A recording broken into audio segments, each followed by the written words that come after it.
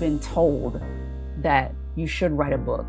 You've gone through a transformation, you've grown from a trauma, and you've been told you should write a book about it, or you feel within yourself that it's time for you to get your book out there, but you're wondering, how in the world am I going to do that with everything else I've got going on? I got you. The Truth to Transformation Book Bootcamp. It's coming up starting August 31st, and it runs through the entire month of September. 30 days and 30 minutes a day. It's a book bootcamp that will help you get your book done. I'll walk you all the way through my framework so you can get very clear on your book's purpose, who your reader is, and get clear on the ideas you want to share in your book, picking the type of autobiography you want to make to approach your audience, and then doing the work of getting the content on the page. I'm walking you all the way through that. And yes, your book will be edited so that by the end of the 30 days, your book will be self-published ready. Especially for someone like you who is super, super busy. This is going to be the game changer for you. This is going to help you move the needle. Even if you're halfway done with your book, maybe you're not starting from scratch, this bootcamp is still great for you.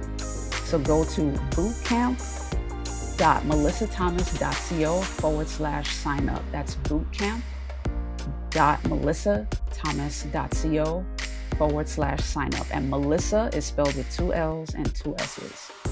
Go to that website, sign up for your spot today. I'm only allowing 10 spots, so be sure to get your spot today. I'll say that again. Some lessons are caught, some lessons are taught, some lessons must be lived. So ask yourself those questions as you're doing the story audit. What lessons were taught to me that are relevant to me navigating this trauma or transition that I think the reader will find helpful? What lessons were caught? What did I witness that is relevant to what I'm trying to teach my reader? What lessons were lived? What did I personally experience? Happy September and welcome to Self-Improvement Month. If you've never heard of this, I got you. We're going to get into it. If you're already aware and you've got some goals, share them with me in the comments. I'd love to hear them. But I've got an idea for you that can move the needle, not only as it relates to your book, but as it relates to your goals for self-improvement. As always, good evening and happy Wednesday, my winners and goal getters. Thank you so much for tuning in to the Getting the Win show. I am your host, Melissa T, the Procrastination Bully. Today, I'm going to get into a very helpful tool that you can use for this self-improvement month. And of course, with any kind of changes, any kind of improvements you're making in your life, if you're dealing with any coaches, any accountability partners, any journey that you're going to be on, the first thing you want to do is know where you are. You got to know where your first step is, right? So in this episode, I want to take you through a tool that I'd like to call your story audit. Okay? This is going to be helpful not only for your book, but for your life in general, especially if you do have a self-improvement journey or a self-improvement goal in mind for this month of September, or if you've been on that journey for the entire year of 2025, based on maybe some resolutions or goals you set back in January. Hopefully you're still on those. Some people usually fall off a few months in, but if you're still on them January goals by September, good on you. Congrats. That's dope. All right.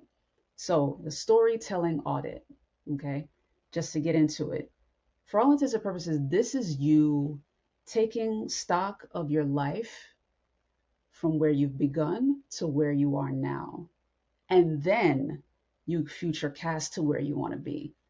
So starting with where you began, and coming to where you are now, as it relates to your book, because remember, the purpose of this show is helping women who navigated a trauma or transition find healing through writing and publishing their first book.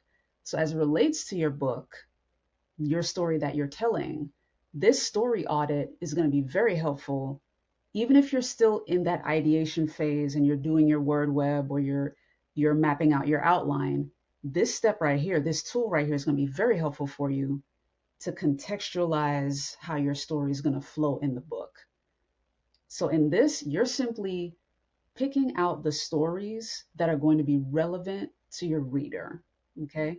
So, say for instance, for example, my book, The Pain to Prose Playbook, I'm talking about finding healing through writing and turning that pain into prose, and at the same time, beating procrastination, getting past all those stumbling blocks to finally finish and execute and get the book done.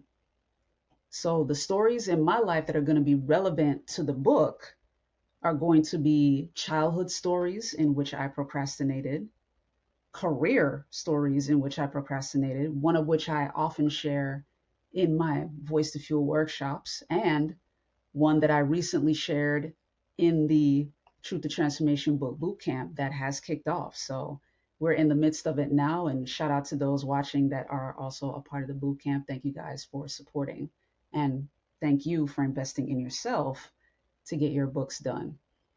But one of the stories I shared in there is a career story. I shared a procrastination story there. I was in the news media at the time, and we were supposed to apply to cover the first inauguration for then President-elect Donald Trump, as the outgoing president Barack Obama was, moving into normal life again. So obviously, with any event like that, there's a deadline associated with it. And I way overestimated how much time I had left to apply for credentials for a big event like that. And unfortunately, I missed the deadline. So, with a story like that, I not only share that, but then I lay out the consequences as a lesson in the book. Now, fortunately for me, I worked for a publisher and CEO that was emotionally reasonable. Like, he didn't chew me out and like dress me down verbally or vocally, but he did make a very important point.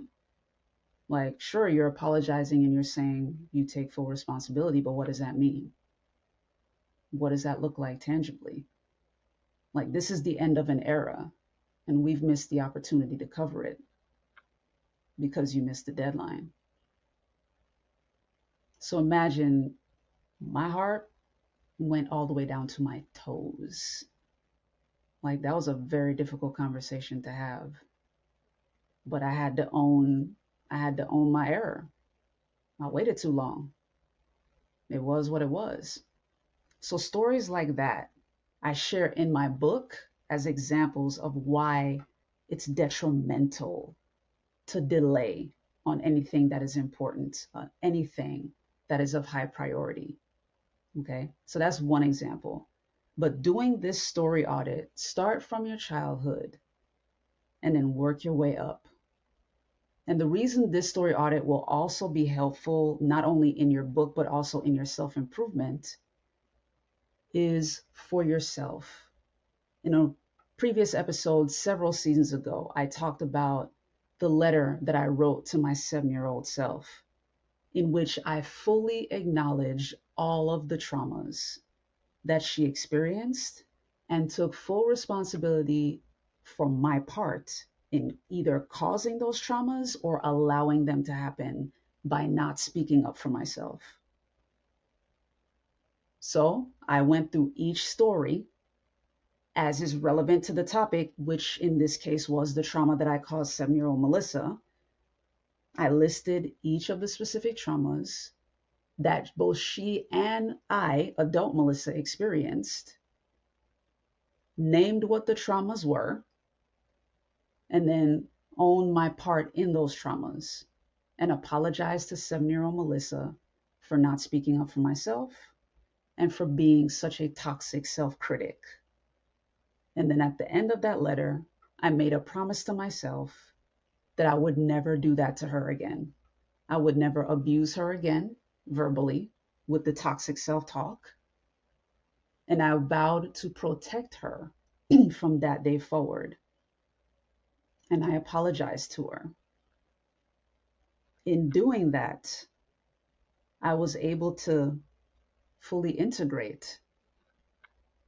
In that moment when I read that letter out loud, after writing it first, it took an hour, maybe an hour and a half for me to write that. It took up 6 to 8 pages in my journal. But after I wrote the letter and then read it out loud so I could hear it with my outer ear, I actually felt myself relax. And I heard a voice like in my subconscious say, thank you.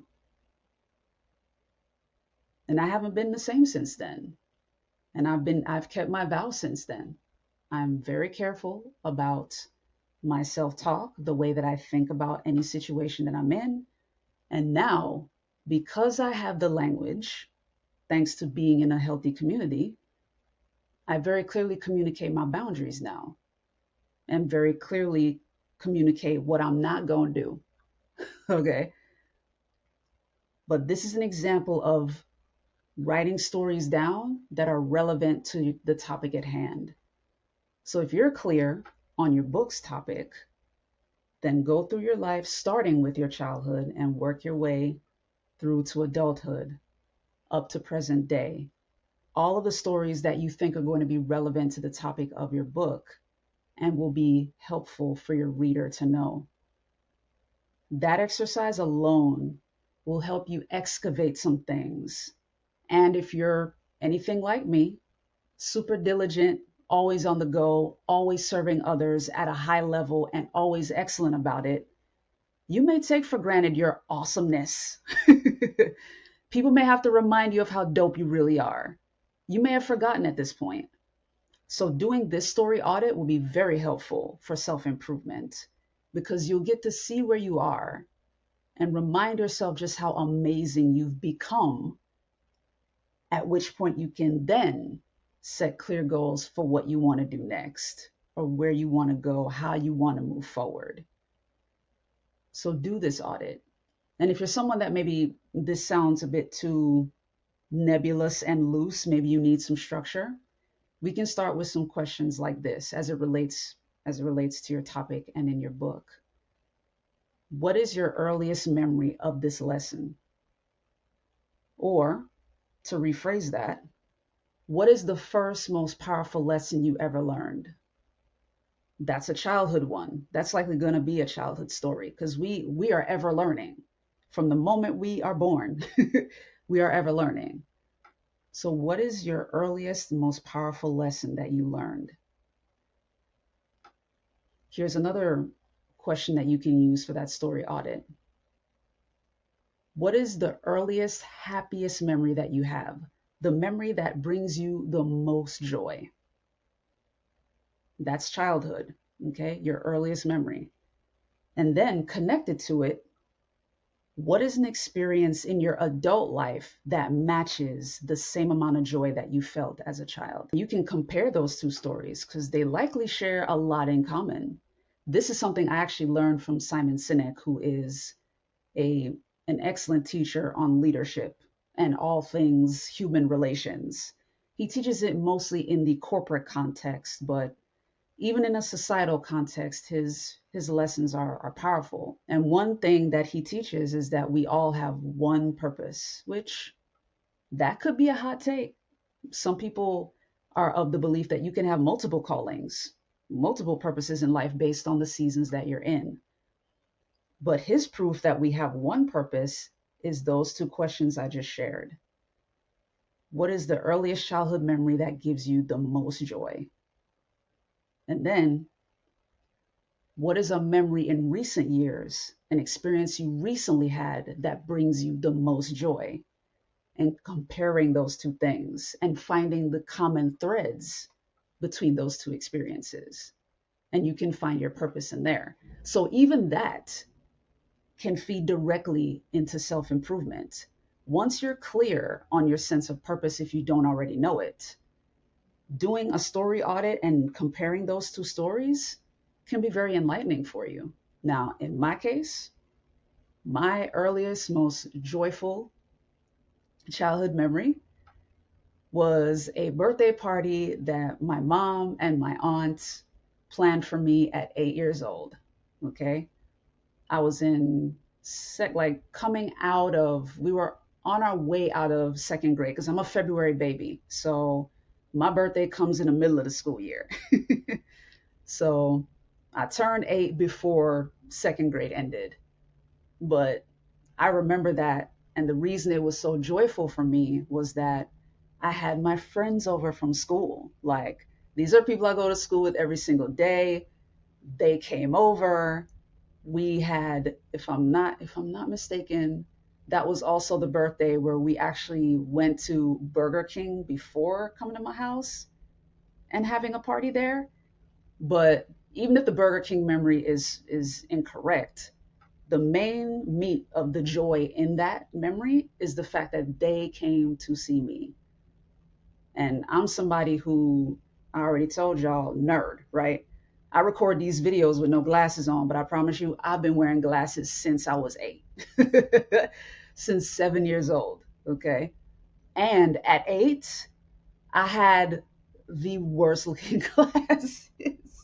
I had the worst looking glasses, y'all. If y'all remember Napoleon Dynamite, that movie, those glasses, okay? I had those. So the wireframe glasses with the extra line going across the nose bridge, those. And even with them glasses, I had the braids in my hair, a gigantic gap between my two front teeth on the top row. I was a dork. And yet, like 7 or 8 of my friends from school, mostly the girls in my class, came to our house. And shout out to my mom and my aunt. They put together a great party. They baked a birthday cake fresh. They didn't buy it at the store, they baked it. And my mom actually iced it in the form of, the cake was in the form of a t-shirt. And she iced it white with colors of pink and blue kind of in there to make it look a little girly, you know what I mean? And then the big number 8 in the middle. It was the cutest thing ever.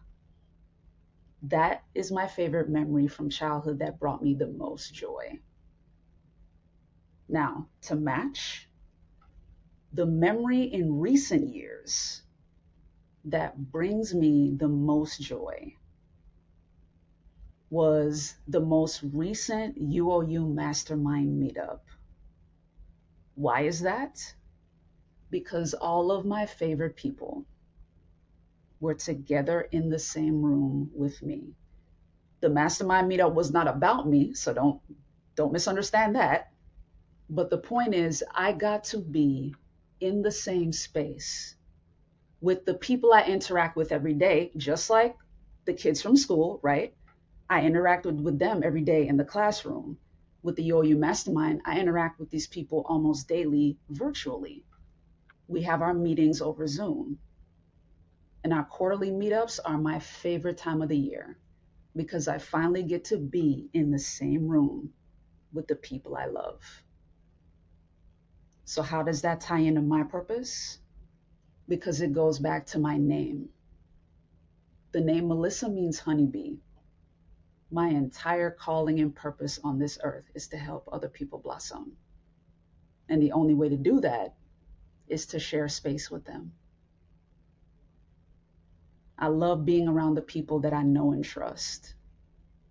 And especially as someone who's grounds crew, I'm very reserved. So, like, meeting new people is usually a challenge for me. But by the time we get to know each other and I can get to trust you, then I love sharing space with you. So, my purpose is to help other people blossom. And therefore, it is always my joy to share space with the people I love and trust. From that birthday party at 8, with these girls that I thought were so much cooler and better and prettier than me, that they all saw fit to come to my house after having been invited and spend a few hours with me. My parents, we were a fortunate family. Like, we had a Nintendo. That was back when that was a a popular gaming console at the time. Like, I got to show my friends the Nintendo set.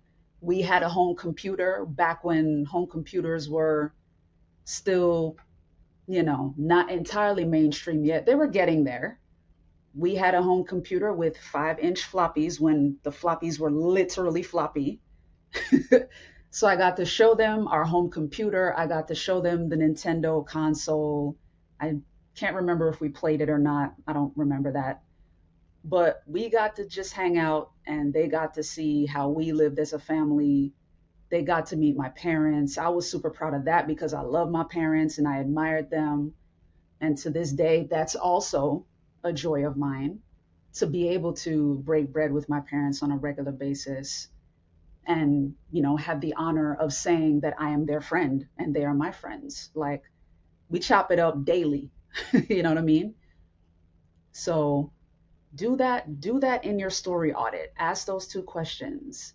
You'll be surprised and amazed at what you find about yourself and about the people you experience those two specific stories with. Then once you're clear on the stories that are relevant for yourself and for your reader, if you're doing this for your book, it'll make it that much easier once you've completed your outline to know where in your book to plug those stories, into which chapters they'll be the best fit, into which sections they'll be the best fit. So while you're in your foundation phase, after you've figured out your ideal reader, after you've been clear on that, do this story audit in between your word web and your outline.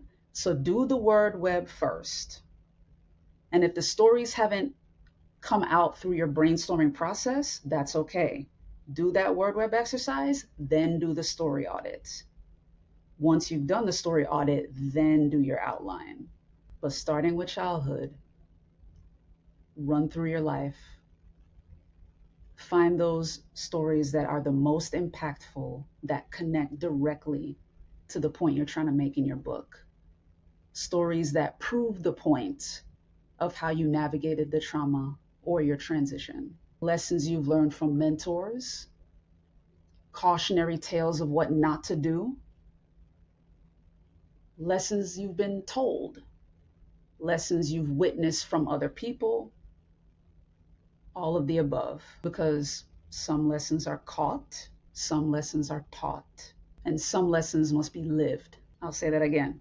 Some lessons are caught, some lessons are taught, some lessons must be lived. So ask yourself those questions as you're doing the story audit. What lessons were taught to me that are relevant to me navigating this trauma or transition that I think the reader will find helpful? What lessons were caught? What did I witness that is relevant to what I'm trying to teach my reader? What lessons were lived?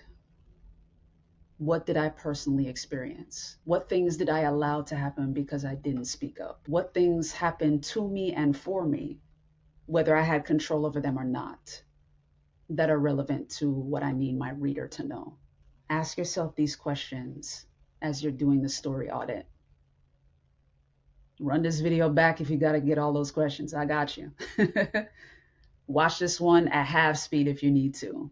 By all means, replay this one. But I pray this is beneficial for you. Again, if you have any questions, drop them in the comments below if you're watching this on YouTube. Of course, be sure to subscribe on YouTube at Getting the Win. I am on Spotify as well, Getting the Win Show. So follow, subscribe, all of that over there. And of course, on social media, you can follow me on Instagram, Pinterest, and Threads at Getting the Win Show. And I am on TikTok at Mel T. Writes. By the way, if you're somebody that is more on the professional side and you want to connect with me professionally, I'm also on LinkedIn at Melissa Thomas. 2 L's and 2 S's, okay? Melissa Thomas with 2 L's and 2 S's. Same thing with the TikTok, Melissa T. That's Melissa with 2 L's and 2 S's, okay? But yeah, you can connect with me on LinkedIn as well and drop me a message over there if you have any questions or if you wish to connect with me. If you're looking for a speaker to speak on such things as healing through writing, anything having to do with books, if you're someone that is in the artistic space, I'm glad to talk about writing and the writing process.